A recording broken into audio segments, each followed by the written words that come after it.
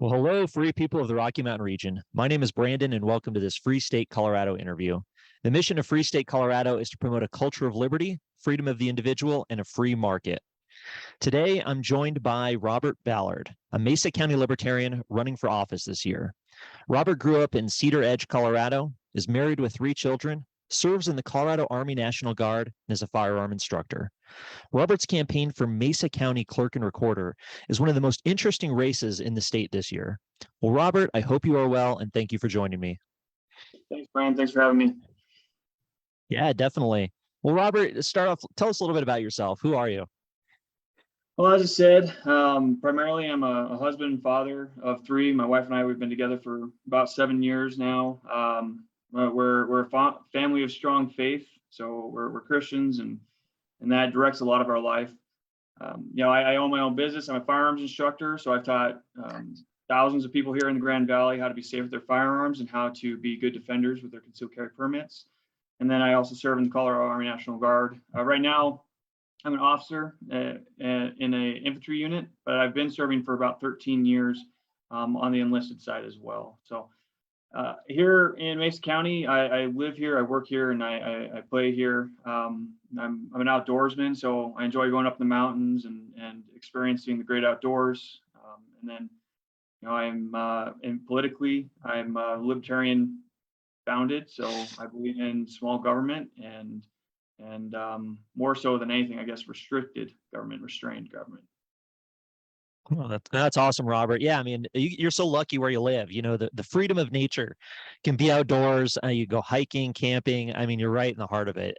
That's very cool, man. And that's really interesting about being a firearms instructor. I'm sure you've seen a lot of changes over the last years and these recent attempts at gun control. And absolutely crazy times. How's your firearm instructor business been with like COVID and the riots and stuff like that? Are you seeing people over the last several years more interested in learning how to carry, getting their permit? Yeah, definitely. It's been picking up a lot. During the summer months is usually our slow time because everyone wants to get out in the outdoors. But right now, we're still seeing a really good, steady number of people signing up for classes, which we really enjoy. More and more people are getting new firearms, and they've never fired a firearm before, so they've got these new tools that they need to learn how to use, and so they're coming out and getting that training, which is good. We'd rather have incredible being unsafe.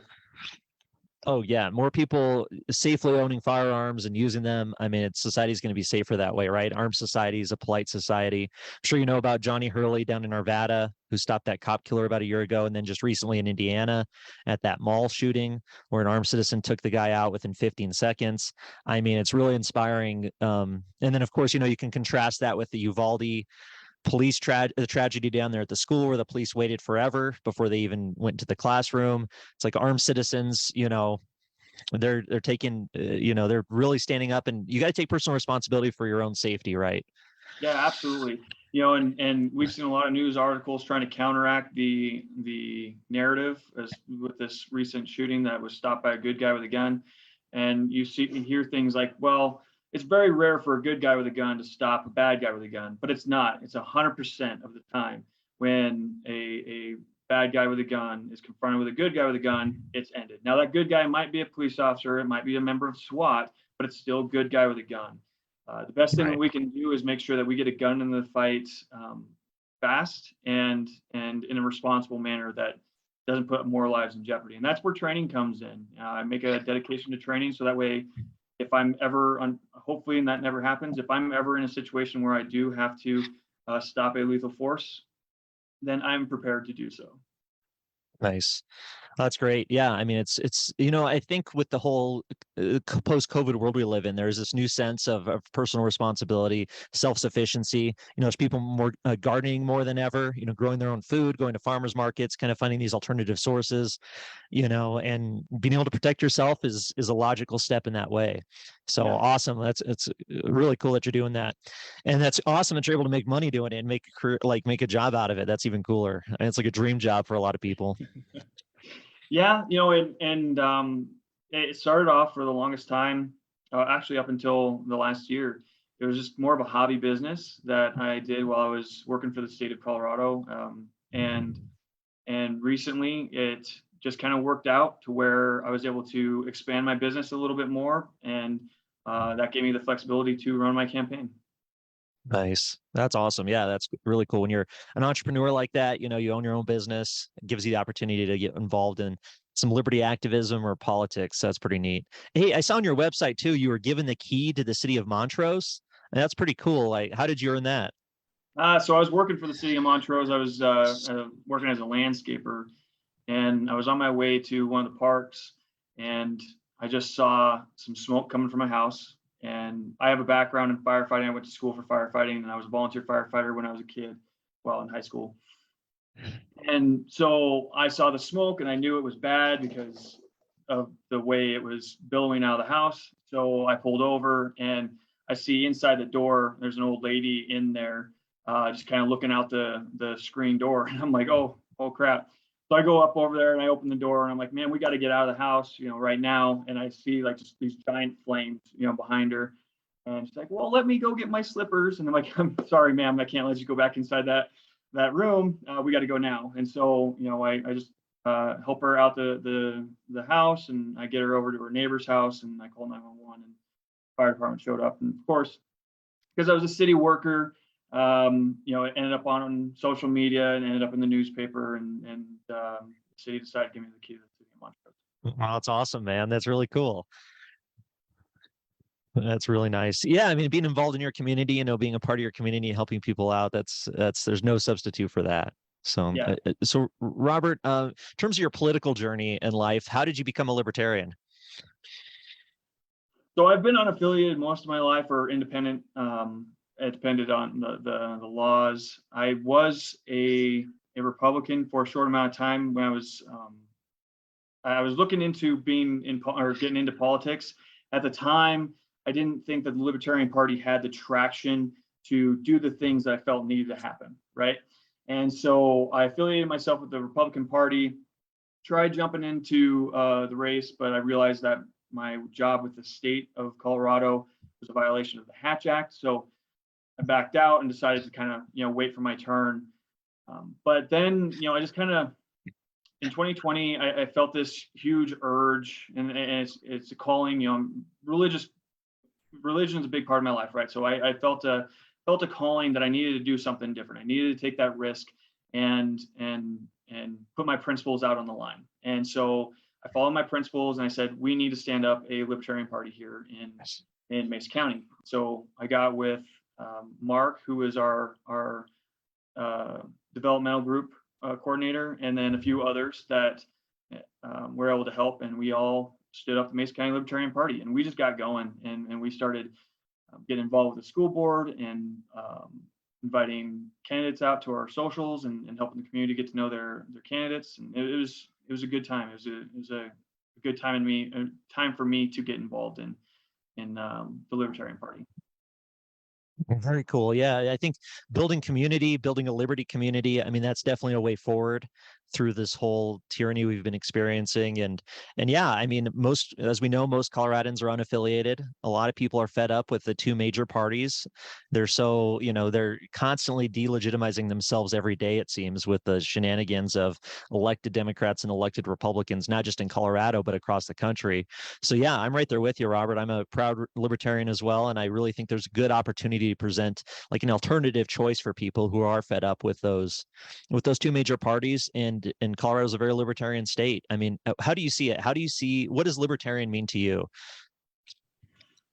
Well, libertarianism, I think so, and I've done a lot of research on this. The libertarianism, the libertarian movement is just that. It's the liberty movement.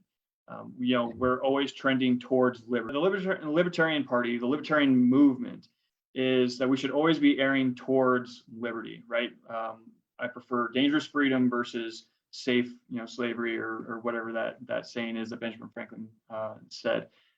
And that's kind of where we're at with it, in my opinion. I'm what I consider a Jeffersonian libertarian, meaning that most of Thomas Jefferson's arguments, as far as the founding of this country, I fall in line with. And if you don't know, he was an anti-federalist in spirit, and he decided to support this Constitution after they said, yes, we'll put in the Bill of Rights, because the Bill of Rights he knew were going to be a good protection for this centralized style of government. Besides that, he wasn't really a big fan of it. So I'm more of a Jeffersonian style libertarian, if that describes that at all. But Yeah, no, very cool. Like a very classical liberal, right? Like the founding principles, independence and personal liberty, kind of, free markets, that kind of thing is at least how I see a lot of libertarian philosophy. So that's very cool. And I think that message does resonate with the libertarian movement as a whole, and especially here in Colorado. We're the Wild West frontier kind of mindset, right? Rugged individualism. We're leaving our homes out east to come out here and forge a new life, a freedom of our own decisions. So yeah, I mean, I think that's there's like a Colorado libertarianism almost. well, and for the most part, you're exactly right. We want to be left alone. For the most part, unless someone is interfering in my life, or I'm interfering with somebody else's rights, that I don't want the government involved in everything, right? And I don't want the government making decisions on my behalf. I don't want the government making rules on my behalf. If it doesn't impact my rights, if it makes me a little uncomfortable, oh well. If it doesn't impact my rights, the government doesn't have any business in it.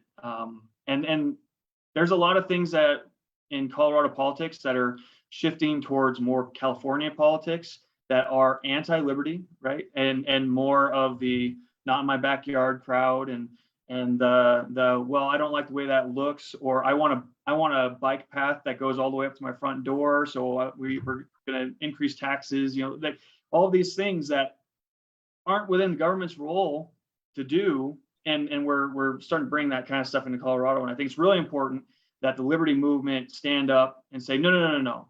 If you're here in Colorado, we're about freedom, right? We're about liberty, and we need to take that stand. Yeah, man, 100%. Preach it. Love it. Yeah, no, especially, in Colorado, we have all these people moving from other states. Less than half the people here were born here. So there's kind of an opportunity to learn from the mistakes, I think, of all these other states. Like, why are people fleeing California? Why are they leaving, Illinois, New York, places like that?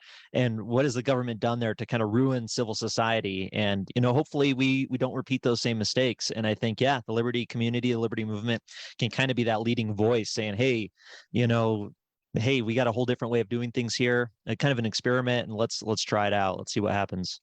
Right. Yep. So you talked a little bit about, your calling to get involved in politics.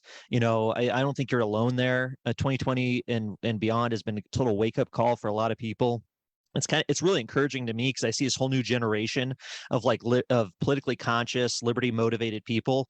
So it's really great to be talking to you today about this. But what specifically caused you to run for clerk and recorder? Of all the different political races and seats and campaigns you could run out in Mesa County, why clerk and recorder? Why that office? And well, everything just kind of built up. 2016, we saw the riots, the Not My President riots and all that kind of stuff. In 2020, we saw even more controversy with, the 2020 election.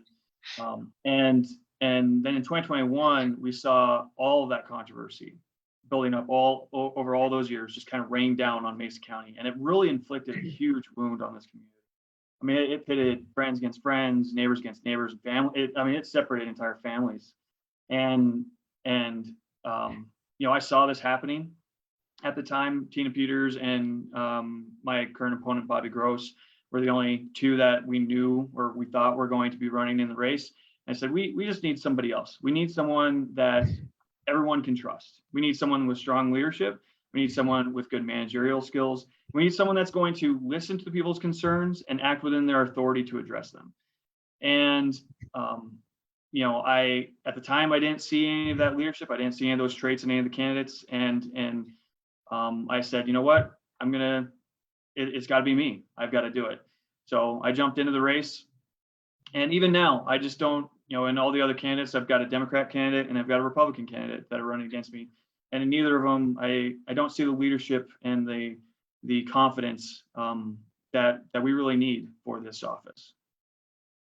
Interesting. Yeah, I mean, it's endlessly fascinating how, clerk and recorder, like the most boring race or seat somebody could run for, has now become like the hot seat, like the place that everybody is focusing on. I mean, it's pretty interesting to see how it's clerk and recorder is one of the biggest like places you could run for now in politics. Pretty wild. Right. Well, there's a couple of reasons for it. Uh,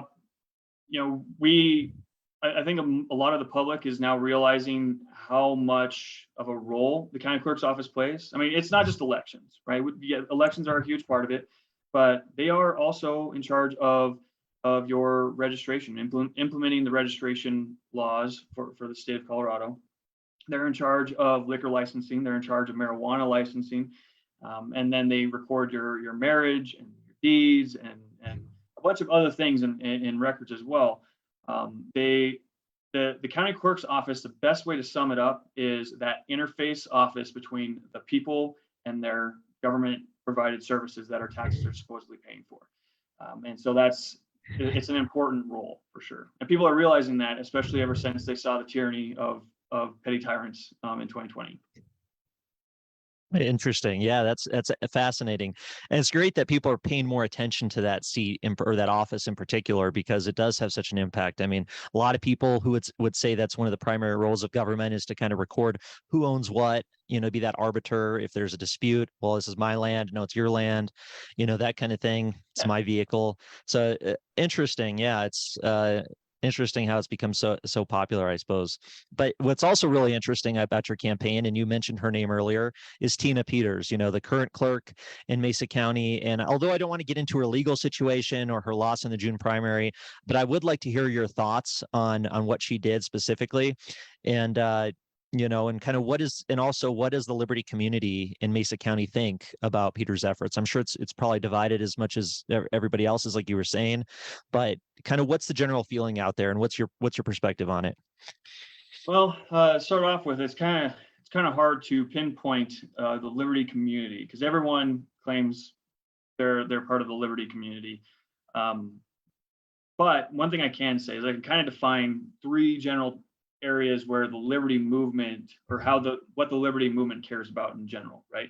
We can all agree that we want government accountability, right? And we want our government officials to stay within their authority and stay within their procedures, those procedures and that authority that is designed to keep them accountable. And then lastly, decentralization of federal powers or of government powers, excuse me.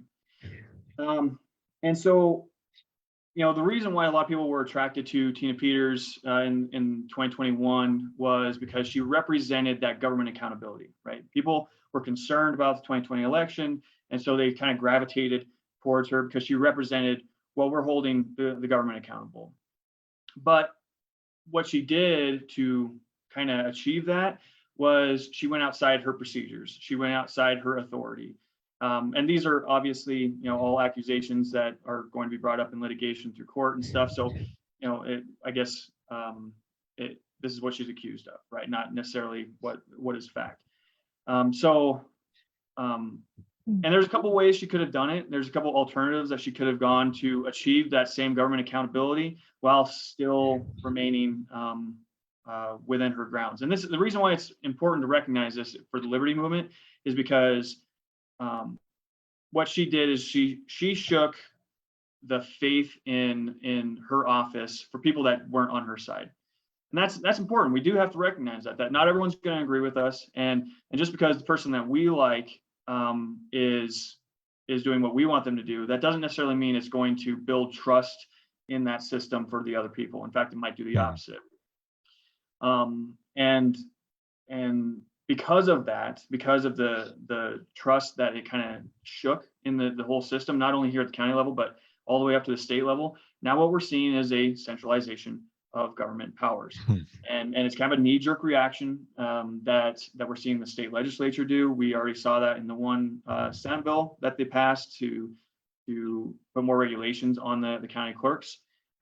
But I imagine that we're probably going to see even more of it because they're really going to start tightening the reins on these county clerks. And that's, again, centralization of powers. And that is not in the Liberty movement. So You know, all in all, I think the whole situation hurt us as far as liberty is concerned. I think there were better alternatives that would have painted more of more of an oversight picture. But again, there's a lot of court litigation that has to be carried out in order for us to get a definitive answer what's going on. Gotcha. Yeah, right. Innocent until proven guilty. We won't really know until the court cases continue and all the information comes out.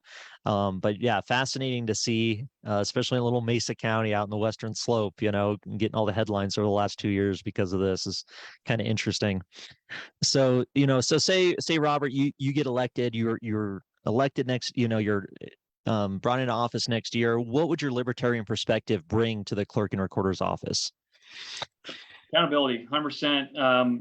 I'm all about governments or governance through objective restrictions, objective limitations, like Constitution, right? The Constitution is black and white. There's some interpretation with it, but for the most part, we all can read it and know what it's about. So having checks and balances in place and procedures in place that will keep myself and the people that work underneath me accountable.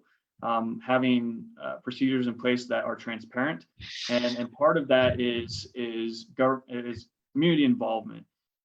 So getting involved with the leaders in our community, the ones that have brought up concerns in the past, the ones that maybe we believe might bring up concerns, getting them involved in this process. Having community engagement is huge, and I'll talk about that here in a second too. I want to talk about like watchers and stuff. And then stewardship is also important to me. Stewardship of government funds. So, we can do things like bring the ballot design process back into the office, which is, I know, kind of a boring, nerdy thing, but we can bring that ballot design back into the office, which is going to save us money, and it's also going to make things a little bit. It's going to increase the integrity on that system as well.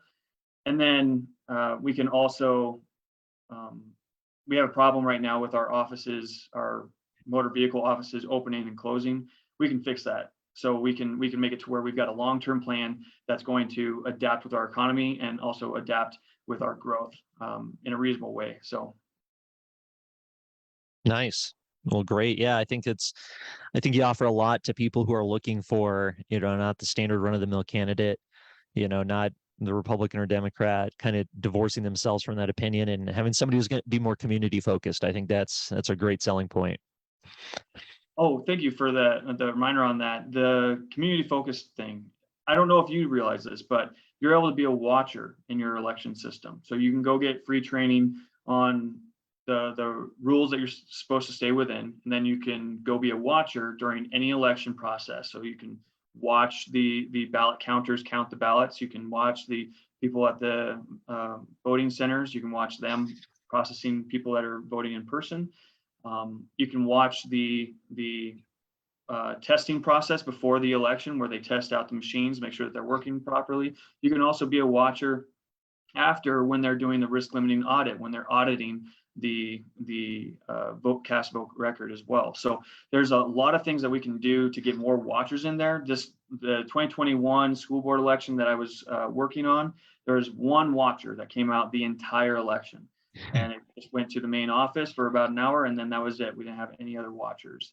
When I helped out with the hand count that we did in 2021, we had zero watchers. So that's really big. That's something that people that have concerns with their election system, I really ask them to get involved, because they can help out bring more integrity as well. That's a great idea. Yeah, get more eyes on what's going on and people can better understand it. Because I think, at least for me, some of the election questions, it's like, well, I don't understand, I understand the process in general, how it works, but specifically, my ballot's mailed in, it's ran through a machine, it seems, and that's what counts it. Maybe there's some checks and balances there, but it's kind of obfuscated. You know what I mean? It's kind of like, most people, I don't think, understand how the votes are counted and what happens. And then it's easy for doubts to be brought up, right? Because it's like, if you don't know what's happening, then who knows, right? I don't know how they're counting the votes, and how do I know that they're not throwing ones out and counting others? So yeah, I think bringing that transparency and coming up with ways for people to be more aware of how the process works is probably a winning formula.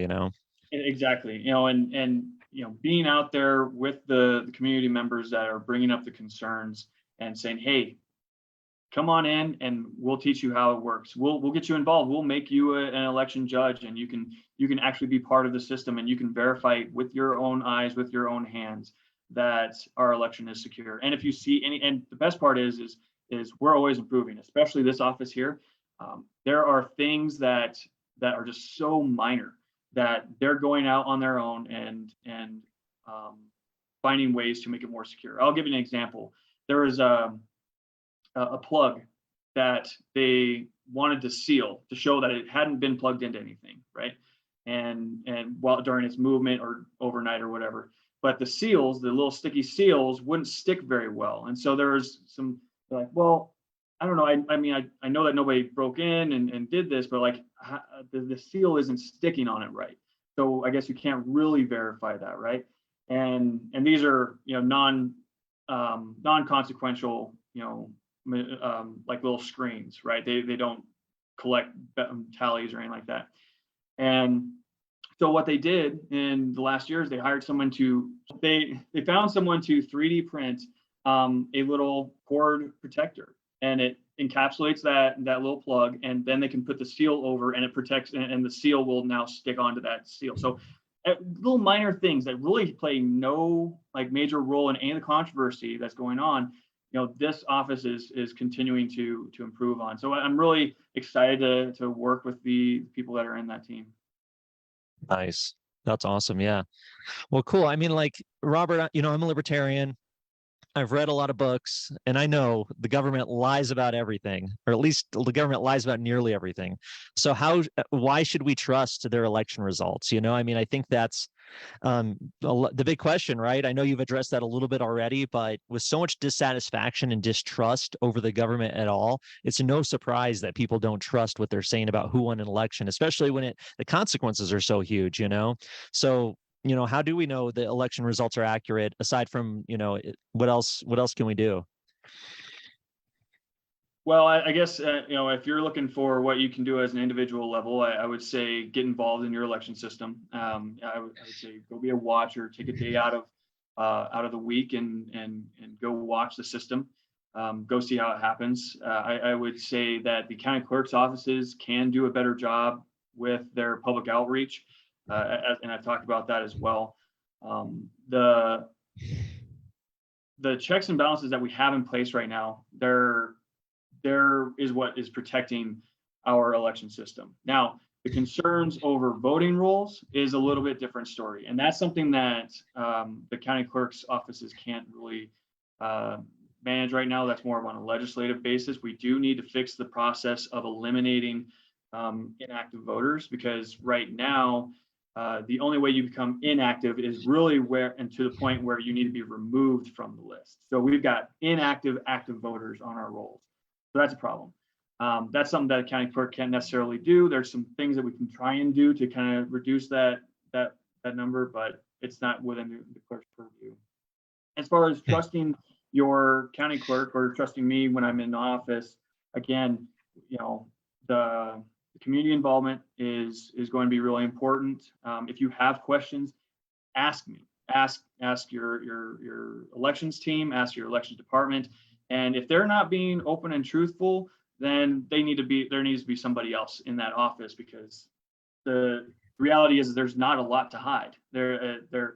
If they are hiding something, then that's a big deal. So our office here in Mesa County, especially since the controversy, extremely open, and they love taking questions from the community. So Nice. Well, yeah, maybe, I guess, yeah, look at the bright side of all of the controversy. What it could bring is more community engagement, more transparency, and more interest in the election process and making sure they're fair and accurate. And yeah, there's a lot of issues to deal with, when it comes to our mail-in voting system, registered versus unregistered voters, with automatic registration and ballot harvesting. I mean, there's so much there, but yeah, that's definitely more on the political side.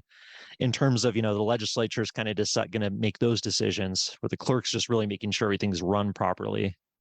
That's what it seems. On that too, I think it's important that the county clerks, they're elected for a reason. There's been some talk recently to try and make them an appointed position, but they're elected for a reason. they're elected so that way they can be that representative voice in an oversight role in a department that matters this much.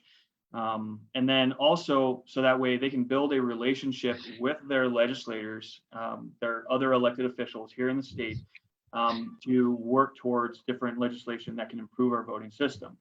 There's an association called the County Clerks Association, Colorado County Clerks Association, and they have a lobbying interest as well in our state. So we can do some things at the state level to try and improve our system, but it's not something that an individual clerk can do all on their own. And that's where I do have that relationship with our legislators, with our representatives, with our state senators. And I'm going to be growing a relationship with our County Clerks Association as well and being a strong voice in that association. Nice. So, I mean, yeah, Robert, this sounds great. I mean, you definitely would have my vote if I lived in Mesa County. But for the people who do live in Mesa County, I mean, what's the primary thing that, I mean, we touched on a little bit, but what really differentiates you from your opponents, from your competition? You know, why should somebody in Mesa County cast a vote for Robert Ballard instead of the other people? Well, biggest thing is, you know, I'm a veteran, I'm a business owner, I'm a person of strong convictions and integrity. And I'm going to use my leadership skills in this office to make it to where it doesn't matter what you're registered as, if you're a Democrat or unaffiliated or a Republican or a Libertarian. I want you to have faith in your election system. We all deserve to have faith in our election system. And I'm going to make that happen. Cool. Very cool. Well, great. Well, you know, Robert, I think you got all my questions answered. Is there anything else that you want to talk about? Where can people find your information, your website? How can they contribute to your campaign, volunteer, all of that? Yeah, absolutely. So right now is a huge fundraising time. So if you can go on my website, Ballard, 4, mesa.com, go on there, read up about me. And if you are able and willing, please contribute to my campaign. That's going to help me in the run up to the November election. If you do live here in Mesa County and you want to help out, please click on the volunteer button and we'll put you to work. And when it comes to November, if you live here in Mesa County, please vote for something other than the red versus blue traditional banter. Vote for something and for somebody that has leadership and integrity. Nice. Well, thank you very much for your time. I appreciate it. I wish you the best of luck, and both in your campaign and growing the Liberty community in Mesa County. I appreciate it. Thank you so much, Brandon. All right. Thanks, Robert.